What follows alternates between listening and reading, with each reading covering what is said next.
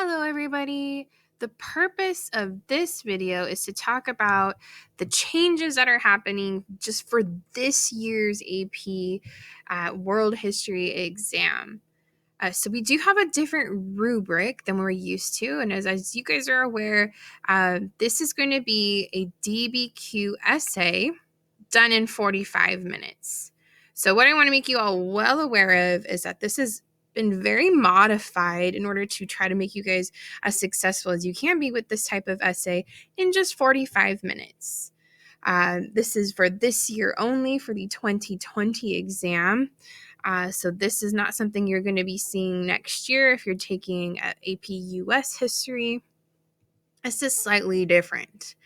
One really important thing to start with, to make you all aware, there's 10 points at stake here.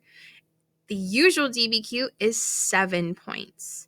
So there are actually a few more opportunities to pick up a few more points than you would otherwise. So we're going to talk about those new opportunities in just a moment. Some of you may have gotten an email from College Board, and I know the specific wording in that may have confused a few people, because I know they wrote in there that there is an unlimited amount of scores that are 3, 4s, and 5s. So yes, first of all, this exam is going to be scored on a scale up to 5 points, as it usually is. So they will score your DBQ. They will do that based off of this 10-point rubric, and then they will convert that after looking at everyone's score. They will determine what is a 3, what's a 4, and what's a 5. The wording of that email is just so that you guys understand that they haven't already in advance determined, oh, we're only going to give the top 10% of this score, or they have not decided in advance that you've got to get 9 points on this in order to achieve a 5. Nothing has been decided in advance. So technically, many people could still get 3, 4s, and 5s, which is why they worded it that way. I don't like the way that they worded it because it is confusing students, but there you go. If you have any questions about that, you can ask me. So let's walk our way through the rubric itself. This is the same rubric we have used in class. So you will have seen this before. Thesis and context. So this is our very first paragraph. You still should be working very diligently on that first paragraph. It is worth 2 points of the 10, so quite a lot still. That's 20%, and we all know I'm great at math. Context, that's still something you should be starting off with. That has not changed. It still, in my opinion, should be 3 to 4 sentences. Spend a lot of time here giving specific examples of what is happening in history around that prompt of this essay that you're given. Same thing goes for thesis. Don't try to change this up 2 to 3 sentences. It needs to be very, very specific. It also needs to be very, very obvious as to what you're doing, what your argument is. Both these points can still be earned in the conclusion. If you guys do have time, which I would be very impressed with a 45-minute window, if you still have time to write a paragraph at the end to wrap it all up, maybe write your thesis in another way and your context in a different way, you still can earn those 2 points at the very end. Okay, let's move on to the changes. So this is evidence, and this is definitely undergone a few different changes here. So really important to note, documents, we're getting evidence from the documents first. There are actually only 5 documents instead of the usual 7 this year. So bear that in mind as we talk through how you're using documents to gain points, I guess, on this rubric. Number 1 is staying how it has been in the past that you're basically just talking about two of the documents and how they're related to the topic of the prompt. Hey, the prompt is about trade. These two documents are talking about trade in the Indian Ocean, something like that. And you're just sort of describing how they're related to the prompt. Very easy to do. We have moved on from that. That's just we're beyond that. So here's what I want you to be attempting to do. We're using the documents to support an argument in response to the prompt. You can do this with two of them.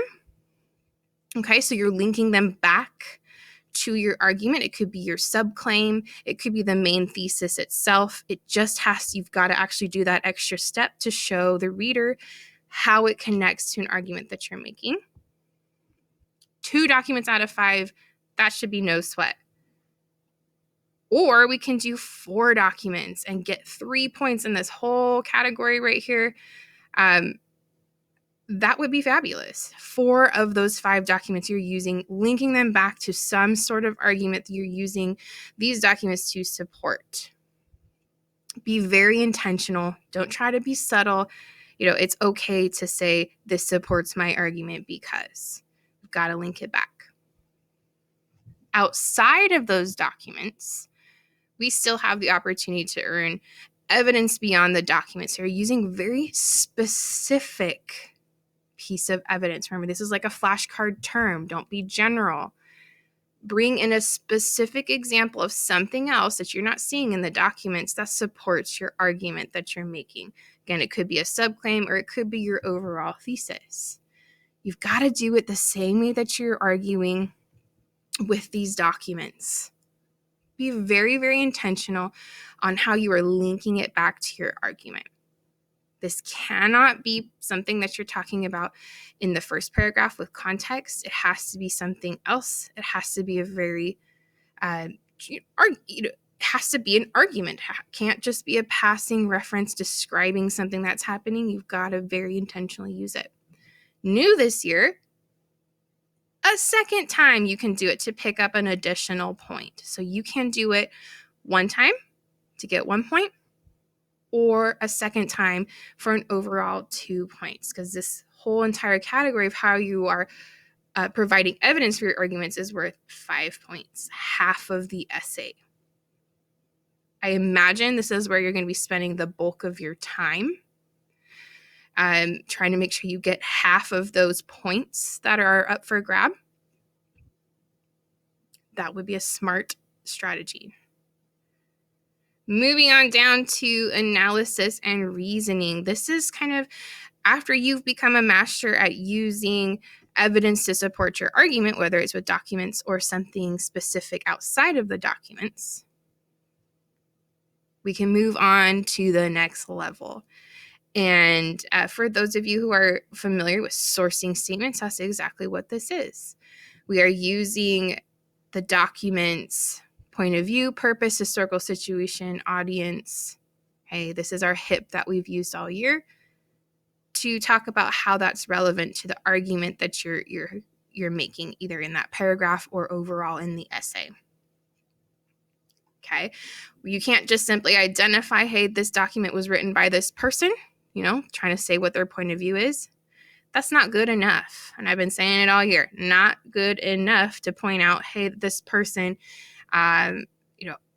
comes from, this particular background. How is that important? How does that affect the document and possibly your overall argument? You've got to do that extra step. You could do 1 point for one document, one successful sourcing statement. I think that's pretty fair this year. That's really nice of them. Or if you've got 2 successful sourcing statements, you can pick up a second point. That's really very generous of them. 2 out of 5 documents being able to provide a sourcing statement for, I think, is doable for those of you who have done a really good job at using the documents, analyzing those documents and using them in your essay. On down to the third point for analysis and reasoning. This is something that I have not addressed too much because this is the complexity point that some of you have asked me about this year. it is going that extra step further. So this is for those of you who feel extremely confident with the rest of the rubric. If you don't, do not worry about it. Plenty of students have gotten 5s on the AP World History exam without getting complexity on an essay. It will be okay. But if you are interested, if you are somebody who has asked me about it before or who has gotten feedback saying that you've been very close from me, this is for you. So we're talking about a complex understanding of the historical development. That is the focus of the prompt. Using evidence to corroborate, qualify, or modify an argument that addresses a question. What does that mean? So my advice for some of you who are attempting to go that extra level, go on up in difficulty, 2, I guess, of the most easy to understand ways where you might be able to pick up this point is using your argument, your thesis, your subclaims to frame it historically with a historical reasoning skill. Maybe you're talking about a comparison where you're providing similarity and difference, continuity and change if you're going to do CCOT, or causation where you're talking about both causes and effects. So you're using a historical reasoning skill to frame the entire argument and how you're using the documents and what your subclaims are. It sounds not too bad, but that's actually a really big ask in 45 minutes to frame your argument that way. Another fairly straightforward way of explaining how to get complexity, doesn't mean you're necessarily a straightforward way of getting it, is that you are talking about insightful connections within and across periods. So if you've got something else, hey, this very similar thing is happening on another continent during this time, and you're making a connection within a time period, that could be something that could work. If you are looking at, talking about an essay talking about Europe, and you want to transcend time periods into something else that is relevant, that's fine.